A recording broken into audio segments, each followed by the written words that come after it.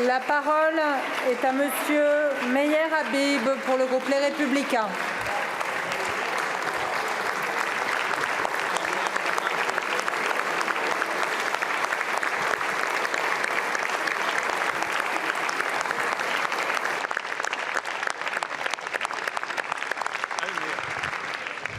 Madame la Présidente, Madame la Première ministre, 50 ans jour pour jour, après la guerre déclenchée le jour de Kippour,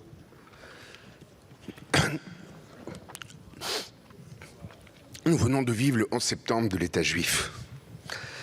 Cette fois, c'était Shabbat, et le jour sacré de Simchat Torah.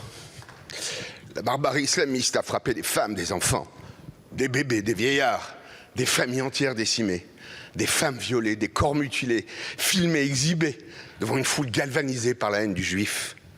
Le Hamas, c'est Daesh. Des juifs victimes de pogroms, 120 années après Kishinev. Jamais depuis la tragédie de la Shoah, autant de juifs n'avaient été massacrés le même jour. Mais cette fois, c'est en Eretz Israël. 4 Français ont été tués, dont Avidan, ce magnifique jeune homme né à Bordeaux. Quinzaine de disparus. Et les 200 000 Français d'Israël que j'ai l'honneur de représenter sont menacés ou sous les bombes. Je pense à eux. Ne vous y trompez pas, cette guerre est une guerre contre notre civilisation, entre la civilisation et la barbarie. Non, pas une guerre de territoire, les colonies, mais Israël a évacué Gaza jusqu'au dernier centimètre carré. Le Hamas veut un État à la place d'Israël, mais pas à côté d'Israël. Israël est le premier rempart contre l'islamisme qui a défiguré la France avec 271 morts. Ces barbares s'attaquent à notre modèle de société, nos valeurs, notre art de vivre, et surtout notre conception du monde et de la dignité humaine. Si Israël perd cette guerre, c'est le monde libre qui vacille, c'est eux ou nous. N'oubliez jamais Sartre. Pas un Français ne sera en sécurité tant qu'un Juif en France ou dans le monde pourra craindre pour sa vie. Madame la Première ministre, la guerre sera longue. Est-ce que vous pouvez m'assurer que la France rendra directement le Hamas de la sécurité de nos otages? Que la France fera confiance à Tsahal, l'armée la plus morale du monde, pour détruire totalement et écraser le Hamas qui a servi son peuple? Que vous allez dissoudre la NPA et autres qui font l'apologie du terrorisme? Et enfin éviter les manifestations comme à Sydney où on a crié, gazé les Juifs hier. Enfin, depuis que l'Assemblée nationale a voté les pleins pouvoirs au maréchal Pétain, je ne pensais pas que l'antisémitisme se déchaînerait ouvertement à la gauche de ces bancs. L'histoire jugera cette 5e colonne nichée au cœur de la République. Je vous remercie. Je vous remercie, monsieur le député.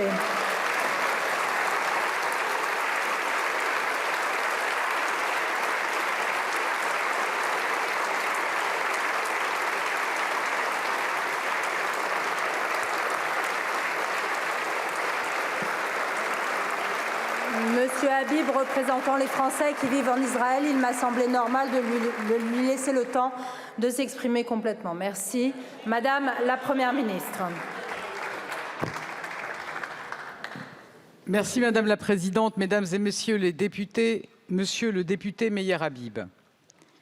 En tant que député des Français établis en Israël, j'ai conscience de la gravité de la situation à laquelle vous faites face, avec tous nos ressortissants sur place.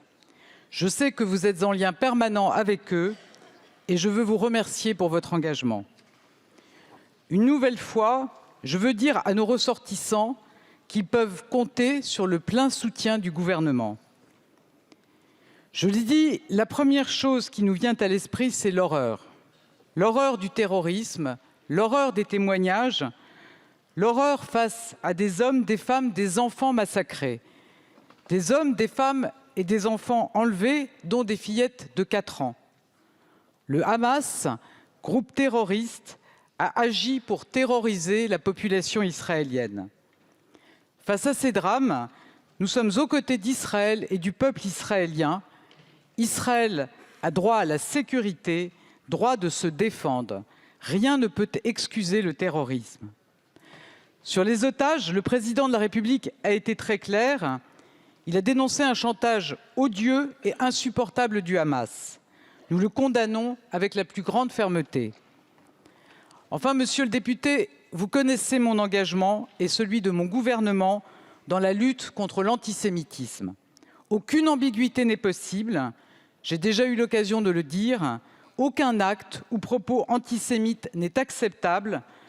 Nous ne les tolérerons ni dans les cortèges, ni sur les réseaux sociaux.